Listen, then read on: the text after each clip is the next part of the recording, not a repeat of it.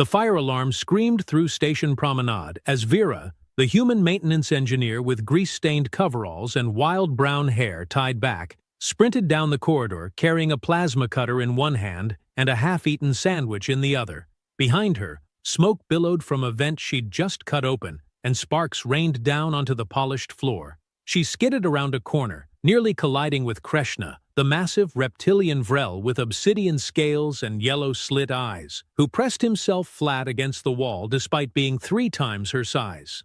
"Morning," Vera said through a mouthful of sandwich, not breaking stride. Krishna's forked tongue flicked out nervously as he watched her pass, his clawed hands gripping the wall. Around them, the promenade erupted into chaos. Pip, the small rabbit-like Norian with soft gray fur and enormous violet eyes, squeaked and dove behind a recycling unit, her long, trembling ears flat against her head. Thrace, the bronze-armored Kendari with compound red eyes and 4 blade-like arms, actually stepped backward into a doorway, his chitinous body clicking softly as Vera jogged past. Vera didn't notice. She never noticed. She turned another corner, took another bite of sandwich, and disappeared into a maintenance shaft, leaving a trail of confused predators pressing themselves against walls and prey species peeking out from hiding spots with expressions that clearly said, "See? Told you." In the security office, Krishna slammed his massive clawed hand on the desk, making 3 datapads jump.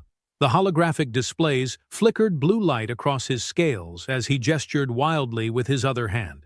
"Someone explain to me why every predator species on this station, species that have conquered planets, acts like frightened hatchlings when one small human walks by." Thrace, the insectoid Kendari with bronze chitinous armor, clicked his mandibles together nervously, his forearms fidgeting. "She's not small, she's compact. There's a difference." His compound red eyes darted toward the door. "And she walks wrong." "Wrong?" Krishna's yellow eyes narrowed into slits. "Her eyes," Thrace said, his blade-like appendages gesturing. "They don't move like prey. They track, they calculate, and she never looks away first." His chitinous body shuddered slightly. "Last week I held a door for her. She made eye contact for 4 seconds. 4! I blinked 37 times. She didn't blink once." Gorvan, the enormous Mazek predator with silver-black fur and triple rows of exposed fangs, rumbled from where he leaned against the wall, his 6-fingered clawed hands crossed. "Your compound eyes process movement differently. Doesn't count."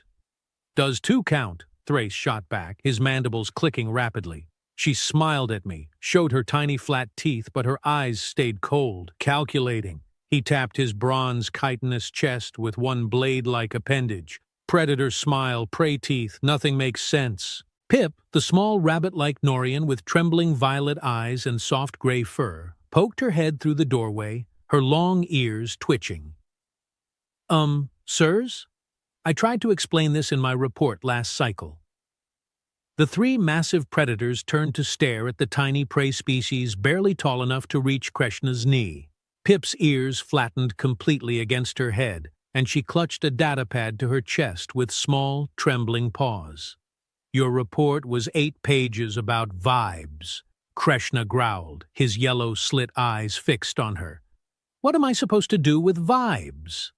"Listen to them," Pip squeaked, then cleared her throat, forcing herself to stand straighter despite every instinct screaming at her to run from 3 apex predators in an enclosed space.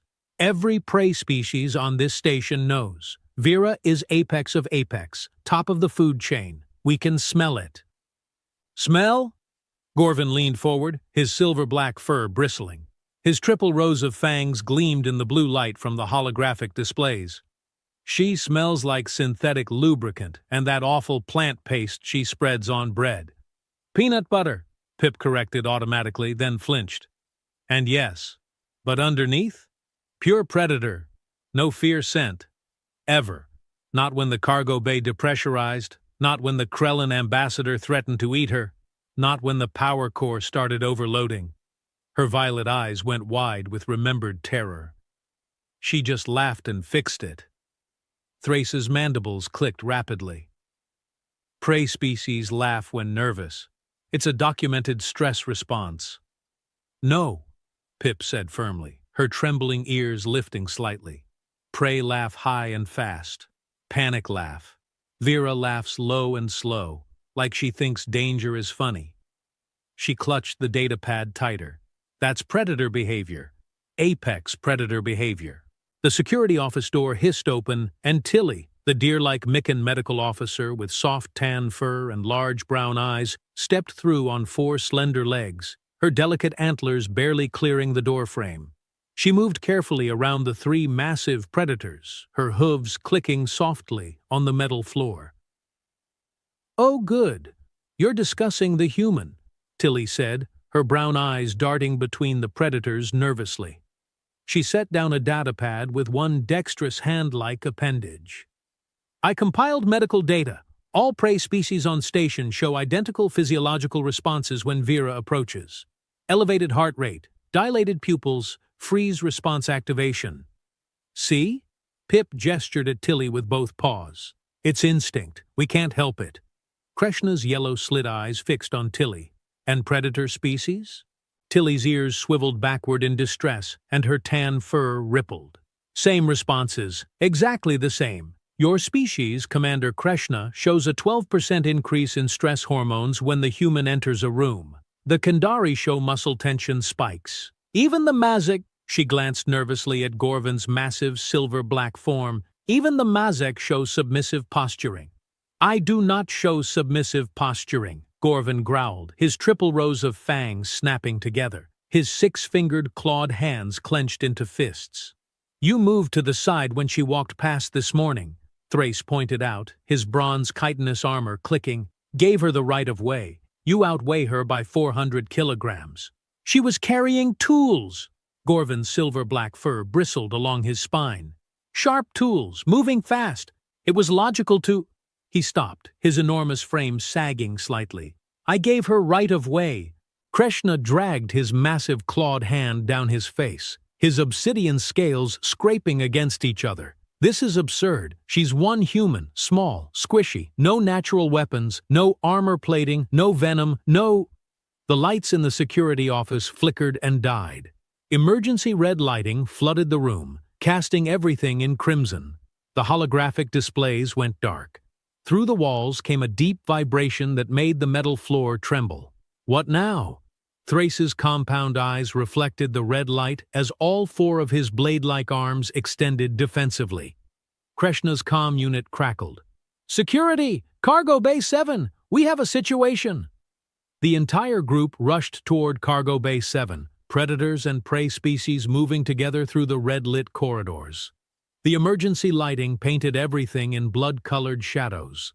Station personnel pressed against walls as they passed, all species, predator and prey alike, making space. They burst through the cargo bay doors into chaos. The massive industrial space with its towering stacked containers and harsh yellow work lights showed signs of a struggle. 3 loading mechs were overturned, sparking.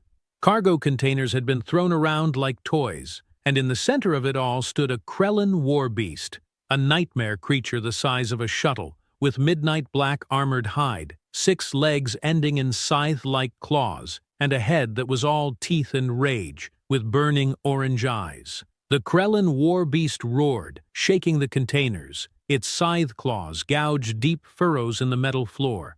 Orange drool dripped from its teeth, sizzling where it hit the ground. Behind an overturned loading mech, Vera crouched with her plasma cutter, looking annoyed. Her coveralls were torn, grease smeared across her face, and she'd lost her sandwich somewhere in the chaos. "Finally!" she called out, not taking her eyes off the war beast. "I've been trying to get this idiot back in its cage for 20 minutes. Someone turned off the magnetic locks." Krishna's yellow-slit eyes went wide. His clawed hands fumbled for his shock rifle. Beside him, Thrace's bronze chitinous body froze, all 4 blade-like arms trembling. Gorvin, the massive Mazak predator with triple rows of fangs, took an involuntary step backward. "That's a Krellin war beast," Gorvin rumbled, his silver-black fur standing completely on end. "Class 8 threat. We need to evacuate the bay and seal—" "Oh, please," Vera said, standing up from behind the mech. She walked directly toward the war beast, plasma cutter hanging loosely in one hand. "He's just scared and confused, aren't you, buddy?" The Krellin war beast's burning orange eyes fixed on Vera, its 6 legs tensed, its scythe claws scraped metal, every muscle in its massive armored body coiled to strike. Vera didn't slow down. She didn't even blink. She walked right up to the war beast and smacked it on the snout with her bare hand. "Bad," she said firmly. "No destroying cargo bays. Bad war beast." The Krellin war beast's burning orange eyes went wide. Its midnight black armored head jerked back. It made a sound, a high, confused whine that no Class 8 threat should ever make. Then it sat. All 6 legs folded under its massive body. Its scythe claws retracted. Its teeth disappeared behind closed jaws. And it looked at Vera with the expression of a creature that had just been reminded who was actually in charge. In the doorway, Krishna's shock rifle clattered to the floor. His forked tongue hung out of his mouth. Thrace's compound eyes had gone completely dark with shock, all 4 of his bronze chitinous arms hanging limp. Gorvin made a sound like air slowly leaking from a breached hull. Pip, the small rabbit-like Norian, tugged on Krishna's leg with her tiny paw.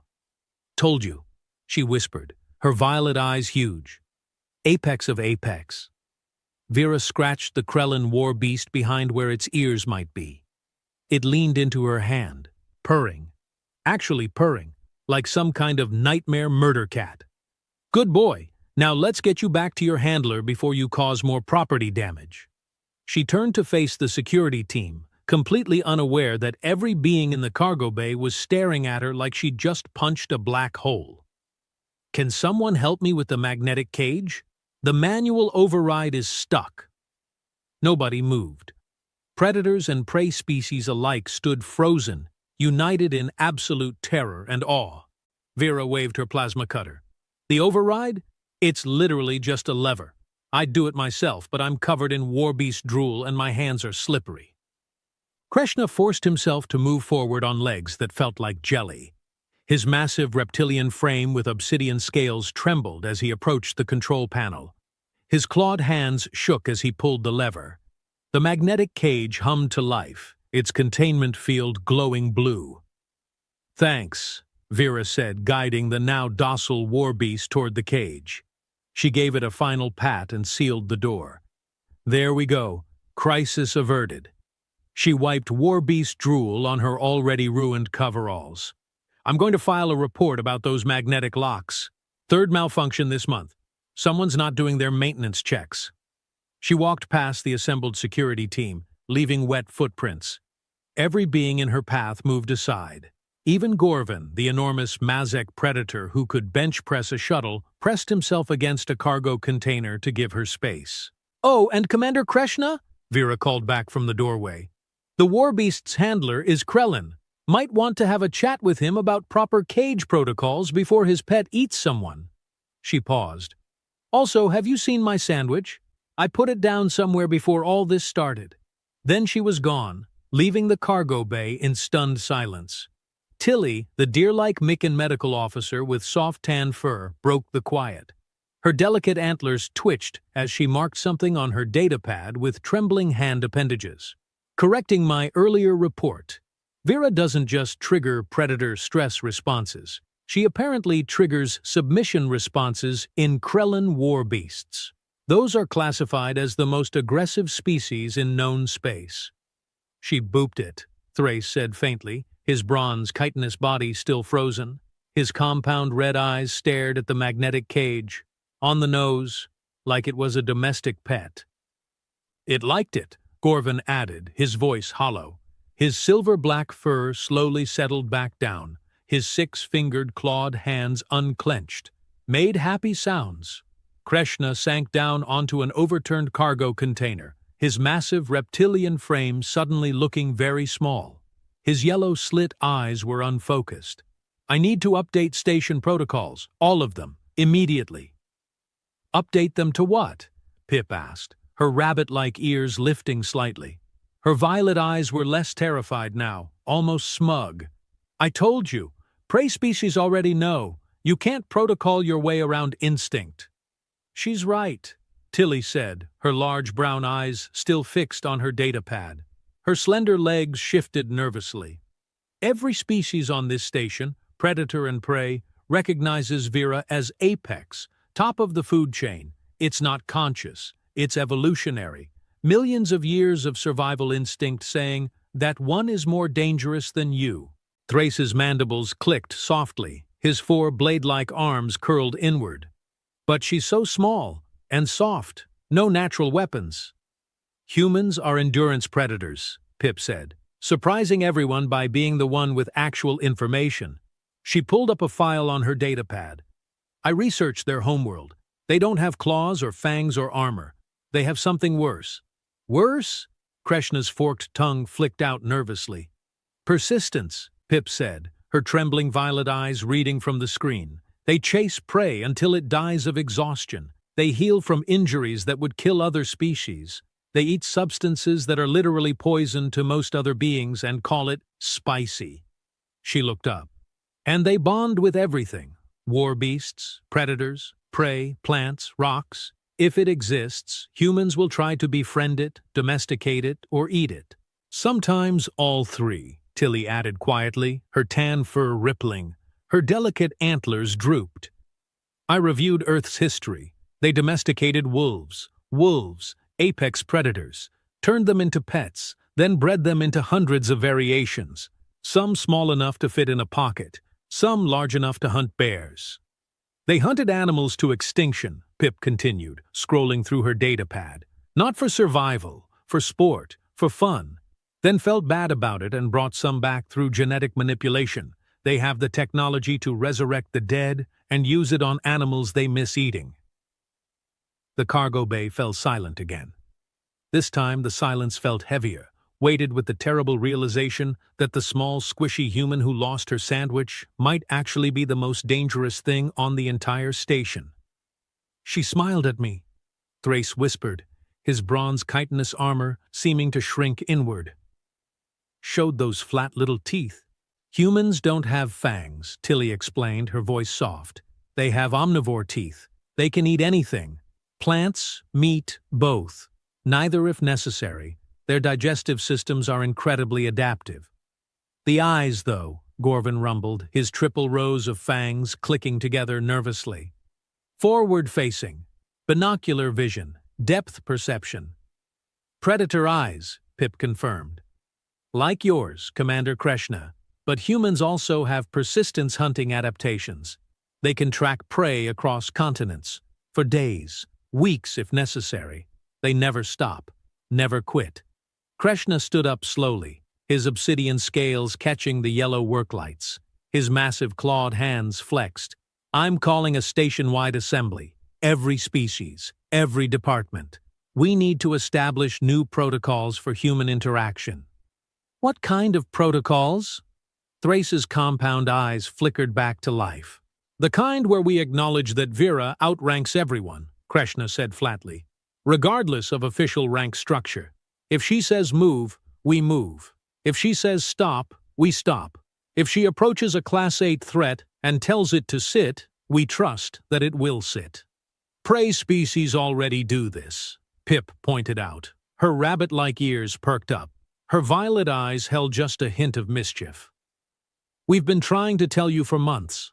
Well, now I'm making it official, Krishna growled, his yellow slit eyes narrowing. Station-wide protocol update, effective immediately. The Humans, Tilly interrupted, her large brown eyes suddenly worried. Plural. Everyone turned to stare at the Mikan medical officer whose tan fur had gone pale. What? Krishna's voice dropped to a dangerous hiss. I received a priority message 20 minutes ago, Tilly said, her delicate antlers trembling. Her slender legs threatened to buckle. 3 more humans are transferring to this station. Engineers. They arrive in 8 cycles. The cargo bay erupted into pandemonium. Gorvan roared. Thrace's blade-like arms clattered against his bronze chitinous body. Pip squeaked and dove under a cargo container. Various crew members who'd been hovering near the doorway scattered in all directions. Krishna sat back down on the overturned cargo container. His massive reptilian frame seemed to deflate. His yellow slit eyes stared at nothing. 4 humans, he said quietly. 4 apex predators, on one station. Look at the bright side, Pip called from under the cargo container, her voice muffled. Maybe they'll keep each other busy and leave the rest of us alone. Or they'll pack bond, Tilly said, her voice small and terrified. Her brown eyes were huge. Humans pack bond. They form cooperative hunting groups. It's documented. Multiple apex predators working together. Thrace made a sound like metal scraping on metal, his 4 arms wrapped around his bronze, chitinous body. We're doomed. Probably, Gorvan agreed, his silver-black fur completely flat now. His 6-fingered clawed hands covered his face. Statistically, yes, very doomed. From somewhere in the maintenance shafts above them came a cheerful whistling. Vera, moving through the station's infrastructure, completely unaware that she'd just caused a species-wide existential crisis. The whistling echoed through the metal tunnels, and every being in the cargo bay felt their survival instincts kick into overdrive. New protocol, Krishna announced, standing up with visible effort. His obsidian scales seemed duller somehow. When the 3 new humans arrive, we greet them politely. We give them anything they ask for. We do not, under any circumstances, make them angry, confused, or bored. Why bored? Pip asked from under the cargo container. Because bored humans get creative, Tilly said, reading from her datapad with shaking hand appendages. And creative humans are how you get domesticated war beasts, recreational poisoning, and extreme sports. She looked up. Earth has something called base jumping. They throw themselves off tall structures for fun, wearing fabric wings, for fun. That's insane, Thrace clicked. That's humans, Pip corrected, crawling out from her hiding spot. Her soft gray fur was covered in dust. And now we have 4 of them. Krishna activated his comm unit. All department heads, report to the security office in 1 hour. We're updating every protocol on this station, starting with right-of-way rules and ending with war beast handling procedures. He paused. And someone find Vera's sandwich. If she goes looking for it and gets annoyed, I want to be able to hand it to her immediately. It had peanut butter, Gorvan rumbled, and some kind of fermented vegetable matter. Pickles, Pip said helpfully. Humans preserve food by intentionally rotting it in controlled conditions. Then they eat it. Everyone stared at her. What? I've been researching. Someone had to. Her violet eyes darted between the assembled predators. You all just keep walking past her and hoping she doesn't notice you exist. Prey species actually pay attention. Prey species have survival instincts, Tilly added, her tan fur smoothing down slightly. Her delicate antlers stopped trembling. We're used to being constantly alert. Well, congratulations, Krishna said dryly, his forked tongue flicking out. Your constant paranoia was justified. The apex predator was here all along. She fixed our life support and we gave her a junior engineering rank. We should promote her, Gorvan suggested, his triple rows of fangs glinting. Make her station commander, then everything is her problem. Humans don't want command, Tilly said, still reading from her datapad. They want to fix things, build things, explore things, form emotional attachments to things that definitely don't want emotional attachments. She scrolled further. There's a documented case of a human befriending a venomous apex predator on their homeworld. Kept it as a pet, named it, fed it mice. Why mice? Thrace's mandibles clicked in confusion. The mice were also pets, Tilly explained, her large brown eyes reflecting the datapad's glow. Humans breed prey species as companions, and food, sometimes both. It's complicated. Everything about humans is complicated, Krishna muttered, his yellow slit eyes closing briefly. His massive clawed hands rubbed his temples. And in 8 cycles we get 3 more of them. The whistling from the maintenance shafts grew fainter as Vera moved to another section of the station. In her wake, she left a cargo bay full of the galaxy's most dangerous predators, having an existential crisis about their place in the food chain. Pip hopped up onto a cargo container, her rabbit-like form silhouetted against the yellow work lights. Her long ears stood straight up. You know what the worst part is? What? Krishna asked, too tired to be annoyed. She genuinely doesn't know, Pip said, her violet eyes bright with something between terror and admiration. She has no idea every being on this station is terrified of her. She thinks she's normal. She thinks everyone is just being polite when they make space for her in corridors. That is the worst part, Thrace agreed, his bronze chitinous body sagging. The apex predator thinks she's being accommodated out of courtesy. Should we tell her? Gorvan rumbled. Absolutely not, Krishna said immediately, his obsidian scales rippling with alarm. What if it changes her behavior? What if she realizes she has power over everyone and decides to use it? Humans with power, Tilly whispered, her tan fur standing up again. According to historical records, that's how you get empires. And theme parks, both are terrifying in different ways. Right, Krishna said, standing up straighter, his massive reptilian frame squared. New rule. Nobody tells Vera or the incoming humans about the apex predator situation. We maintain normal operations. We treat them like junior engineers. We definitely don't let them know they could run this station through sheer force of predator intimidation. Agreed, everyone said in unison. Predator and prey species finally united. In the maintenance shafts, Vera found her sandwich. It was slightly crushed and covered in dust, but still edible by human standards. She took a bite, tasted metal and disappointment, and made a mental note to pack a backup sandwich tomorrow. Behind her, a small maintenance drone beeped nervously and reversed course, giving the human plenty of space in the narrow tunnel. Vera didn't notice. She never noticed.